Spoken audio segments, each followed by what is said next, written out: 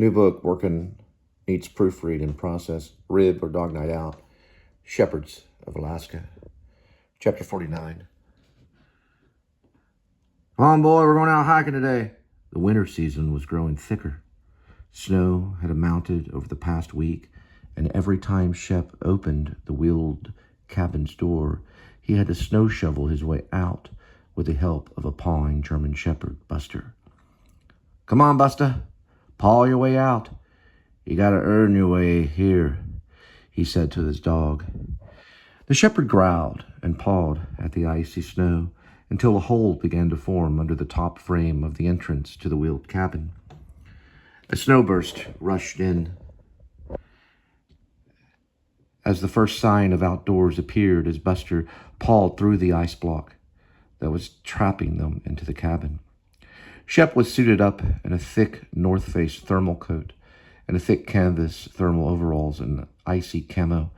He was armed with a full canister of bear spray strapped to his utility belt and various thermal gear, including thermal cantina, LED mag flashlight, and thermal work boots with ice blades for climbing, which he kept in a case inside his hiking pack.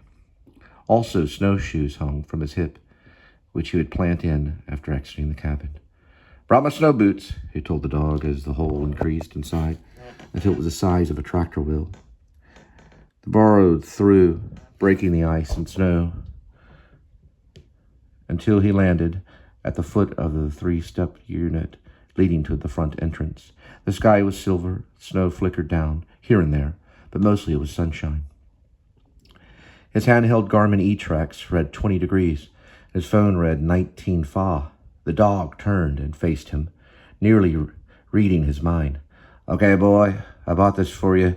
He knelt down before the German Shepherd and wrapped a thick leather collar around his neck, which hung an orange Garmin that was oval-shaped with a small symbol of a dog on the front. It was a new device in beta. He purchased it at the feed store along with many other items. He stepped in the snow boots and clicked in and began crunching snow. As they got on the trail, various blackbirds flew over, and Bustah would begin barking, and Shep pulled out an orange disc with a bright orange button on the end and pressed it, disarming the pet service Garmin. It could be programmed to activate by the bark of the dog or cat's meow, depending on the sound and length of the bark or meow and its repetition. Okay, boy, off to the mountains. In the distance, about a mile away, sat a row of large mountains that led to a rocky canyon now covered in ice. Shep arrived and pulled off his hiking backpack.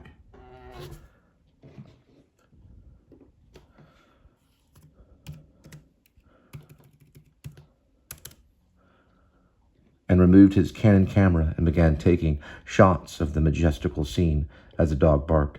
What is it, boy?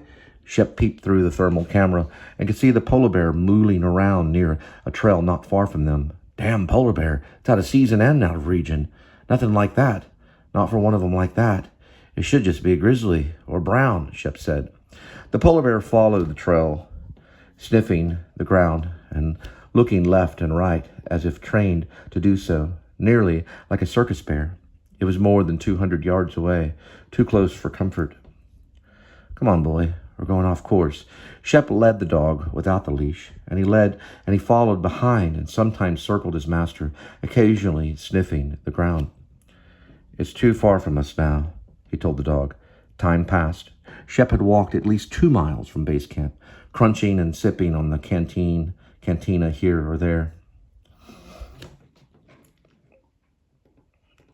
Let's get that Spanish out of there. The dog had a special plastic bowl he pulled out and set down and occasionally give him water and snacks.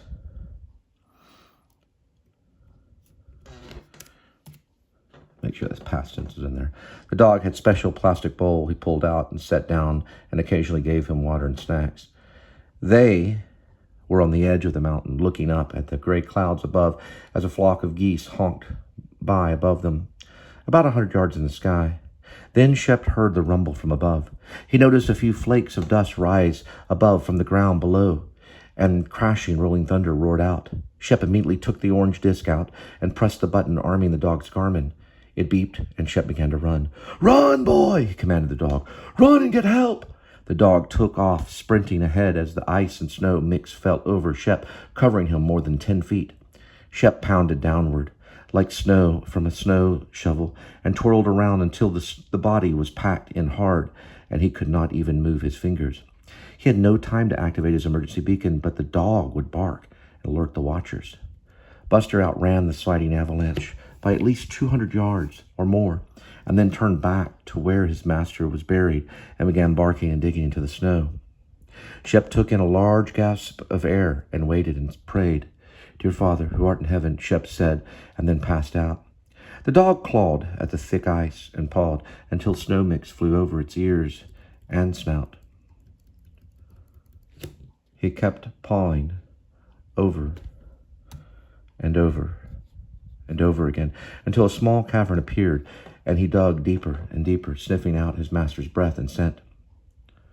Finally, the dog reached the very edge and could see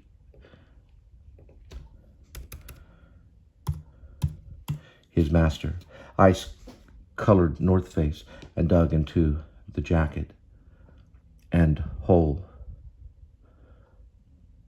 and freed one of Shep's hands. The master trapped at his paw, and the dog dug over his chest and then made an open hole for breath. Shep awoke and tried to sit up, but was held by the packed ice from the fall. An icy puff of smoke arose, and Shep took in a large first breath. "Ah," the dog barked.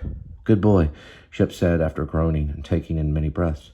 "Good boy, go to the top, boy." The dog ran up the near vertical hole he had just dug, and then barked in circles, pawing at the entrance. The garment around his neck beeped. "Good boy, stay put. They'll come for us. Just stay put, Bustah."